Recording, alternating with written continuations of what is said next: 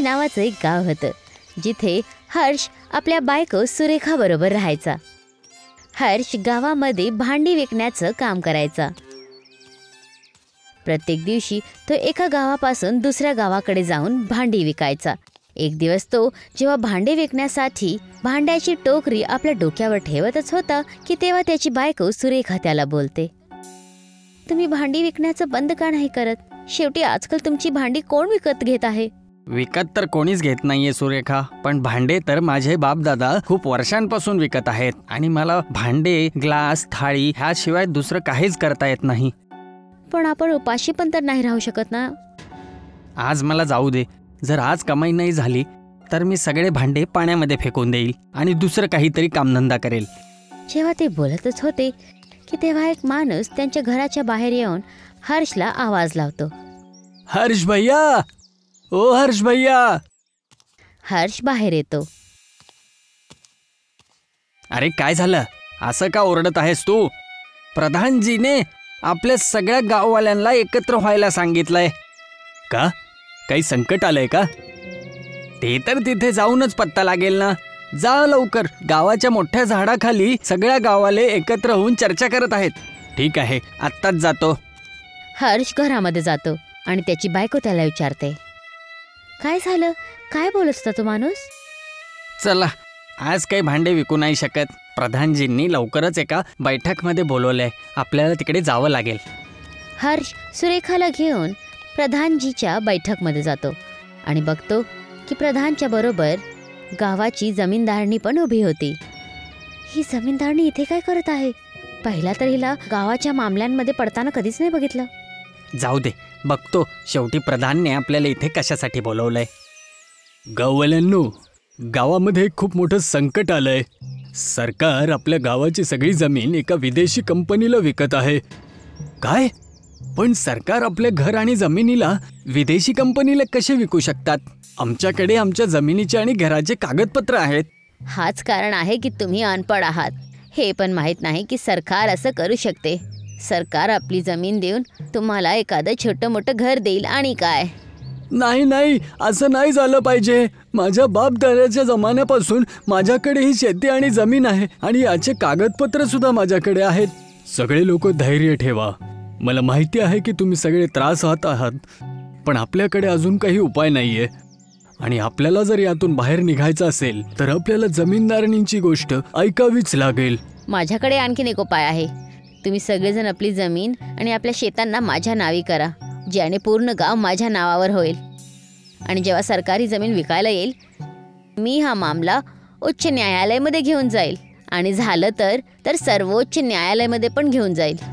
पण मी तुमच्या घरांना एखाद्या विदेशी कंपनीला हात पण लावायला नाही देणार. हा माझं आश्वासन आहे. पण हे करणं बरोबर आहे? काय माहिती जमीनदारांनी आपले घर वापस दिलेच नाही तर? ठीक आहे, नको देऊ आणि मला जाऊ द्या. तुमच्या बाबा आणि आजोबांची जमीन सरकाराकडे जाऊ दे. गाववाल्यांनो, आपल्याकडे दुसरा काही उपायच नाहीये. आपल्याला जसं जमीनदारांनी सांगत आहे तसं आपल्याला करावंच लागेल. संपूर्ण गाव ही गोष्ट ऐकतात आणि आपापल्या घरातून आपल्या जमिनांचे कागद घेऊन गुल्लूला द्यायला लागतात. गुल्लू सगळे जमिनांचे कागद जमीनदारणीला जाऊन देतो आणि बोलतो, जमीनदारणीजी, काय खेळ खेळलाय तुम्ही? एकाच वेळेमध्ये सगळ्या गाववाल्यांची जमीन हडपून घेतली. मानलं बर का तुम्हाला. हे गाववाले किती मूर्ख आहेत ना. मग प्रधान पण माझ्या झाशामध्ये फसला. काही दिवस निघून गेले आणि सगळे गाववाले बघतात की सरकारकडून एक पण सूचना नाही आली. तेव्हा प्रधानजी परत एकदा गाववाल्यांना बैठकमध्ये बोलवतात. प्रधानजी, तुम्ही बोलला म्हणून आम्ही सगळ्या घराचे आणि जमिनीचे कागद त्या जमीनदारणीच्या नावावर केले, पण अजून पण सरकारद्वारा काहीच नाही आलं आहे. हीच गोष्ट तर मी पण विचार करत आहे, पण अजून सुद्धा जमीनदारणी बैठकमध्ये आलीच नाहीये. जेव्हा ते सगळे बोलतच होते की तेव्हा जमीनदारणी अचानक त्यांच्या बैठकमध्ये येते आणि त्या सगळ्यांना बोलायला लागते, चला माझ्या घराला खाली करा. हे पूर्ण गाव आता माझ्या नावावर आहे. जर का खाली नाही केला तर पोलिसला बोलवेल. सगळे कागद माझ्याकडे आहेत. हे तुम्ही काय बोलत आहात जमीनदारणी? ओ प्रधान, घर खाली करा तुम्ही पण, तुम्ही सुद्धा. पण आम्ही जायचं कुठे? कुठेही जा, मला काय, पण सगळ्यांची घरं खाली व्हायला पाहिजे. नाहीतर घरामध्ये राहायचं असेल तर भाडं द्यावं लागेल. 3 दिवस आहे तुमच्याकडे, फक्त 3 दिवस. चल रे. जमीनदारणी तिथून निघून जाते आणि गाववाले परेशान होऊन जातात.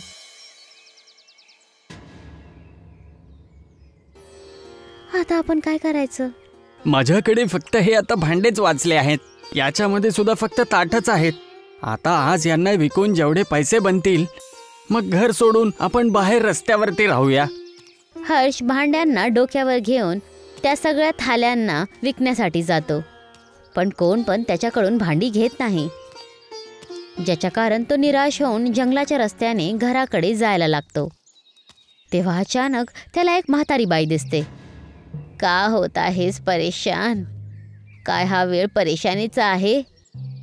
का रडत आहेस त्याच्यासाठी, जे तुझं कधीच नव्हतं? काय घेऊन जाशील आपल्याबरोबर जेव्हा तू दुनिया सोडून जाशील? जी तुम्ही? मी आहे म्हातारी, जादू करेन, भांड्यांचे बनवील घरं. बोल, काय आहे तुझ्या टोकरीमध्ये? माझ्या टोपलीमध्ये भांड्याशिवाय फक्त ताटच आहेत.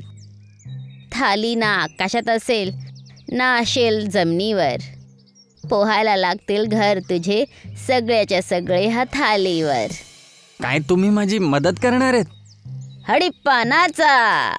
तुम्ही ठीक तर आहात ना? म्हातारी हर्षला जादुई छडी देते आणि बोलते, जा गावामध्ये लोकांना ही थाली दे, ह्याच्यावरती छडी फिरव, ही थाली घरामध्ये बदलेल आणि जिथे जाशील तिथे ती येईल. चल आता मी येते. म्हातारी अचानक त्याच्या समोरून गायब होते.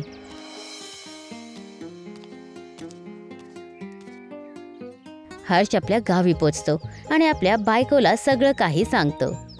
तो आपल्या भांड्यांच्या टोकरीमधून एक थाली काढतो, तिला जमिनीवर ठेवतो आणि छडी त्याच्यावर फिरवतो.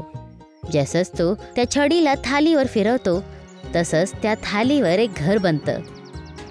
खरंच हे घर एका थालीवर बनलं, तसंच जसं त्या म्हाताऱ्या जादूगर बाईने बोललं होतं. हर्ष प्रधानला जाऊन सगळं काही सांगतो आणि हर्ष सगळ्या गाववाल्यांना थाल्यांवर एक घर बनवून देतो. हे सगळं बघून जमीनदारणी प्रधान आणि त्याच्या बैठकच्या समोर येऊन बोलते, मी बोलले होते ना की आपली आपली घरं खाली करा, पण घरं खाली करण्याच्या शिवाय तुम्ही थाल्यांची घरं बनवत आहेत. बस आता खूप झालं. काय? नाहीतर तुम्ही काय करणार? उच्च न्यायालयात जाणार? काय म्हणणार? आता आम्ही तर घर खाली केलंय, आता काय? आणि आता आम्ही तुमच्या जमिनीवर नाही आहेत. आमचं घर तर ना जमिनीवर आहे ना आकाशामध्ये. न्यायालयात काय सांगणार तुम्ही जमीनदारणी? जर काही जायचंच असेल तर जा, मग आम्ही पण तिथे जाऊन सांगणार की कसं तू आम्हाला खोटं बोलून आम्हा सगळ्या गाववाल्यांचे कागज हडपले. हे ऐकून जमीनदारणी आपल्या घरी निघून जाते आणि गुल्लू जमीनदारणीला बोलतो, आता आपण काय करायचं मालकीण? तुमच्याकडे काही शक्कल आहे का? हो, त्या हर्षकडून त्या थालीवर घरं बनवणाऱ्या छडीला घ्यावं लागेल. पण आपण त्याच्याकडून कसं घ्यायचं? त्याचं घर तर ताटावरती आहे. त्याच्या थाली घरावर चढून त्याच्या घरामधून चोरी करूया. तसं पण तुझा चेहरा तर एका चोरासारखाच दिसतो. तुम्ही बरोबर बोलत आहात, माझा चेहरा तर चोरांशी मिळतोच. पण कामं तर तुमचे आहेत चोरांवाले. काय? नाही, काही नाही मालकीन, मला माफ करा. रात्र होऊन जाते आणि जमीनदारणी आणि गुल्लू हर्षच्या थाली घरामध्ये पोचतात आणि हर्षच्या घरामध्ये गपचूप घुसतात. चल त्या छडीला शोध लवकर. हो मालकीन, पण मला काय तुम्ही सांगू शकता की हर्ष आणि त्याची बायको इथे का नाहीये? हर्ष आणि सुरेखा आपल्या घरी त्या दिवस नव्हते. बरंच झालं की ते लोक इथे नाही आहेत. आता आम्ही आरामात त्या छडीला शोधूया. गुल्लूला ती छडी मिळते. मालकीन, हे बघा, छडी इथे आहे, ह्या उशीच्या खाली ठेवलेली आहे. थांब, दे, तिला मी पकडते. जसं जमीनदारणी त्या छडीला आपल्या हातामध्ये पकडते, हर्षचं थाली घर आकाशात वरती उडायला लागतं आणि जेव्हा जमीनदारणी घराच्या बाहेर येऊन खाली बघते, आपण इतके वर कसं काय आलो? गुल्लू, काय केलास रे तू? मी काय केलं होतं मालकीन? जमीनदारणीला तेव्हा एक आवाज ऐकू येते. जमीनदारणी, उंचीवरून आपल्या जमिनीला आणि घरांना बघायला कसं वाटतंय? प्रधान, तू मला खाली उतरव. मी तुझ्या समोर हात जोडते. मजा आला? अगं जमीनदारणीजी, जी वस्तू तुझ्या हातामध्ये आहे ती नकली आहे. हे बघ, खरी वस्तू तर माझ्या हातामध्ये आहे. मी काही नाही केलं, सगळं हे जमीनदारणीचं केलेलं आहे. जमीनदारणी, वादा कर की तू सगळ्यांचे घरं आणि जमिनीचे कागद त्यांना परत देशील, तरच तुला खाली उतरवणार. मी वादा करते, मी सगळे हडपलेली घरं आणि जमिनी आणि सगळे कागद सगळ्यांना परत देईल. मला फक्त खाली उतरा. खरंच? हो खरंच, मी सगळं काही सगळ्यांना परत देईल. माझ्याकडून खूप मोठी चूक झाली, मला खाली उतरवा. सुरेखा छडी फिरवते आणि घर खाली येतं. दुसऱ्या दिवस जमीनदारणी सगळ्या गाववाल्यांना त्यांची घरं, जमीन आणि शेतांचे कागद त्यांना परत देते.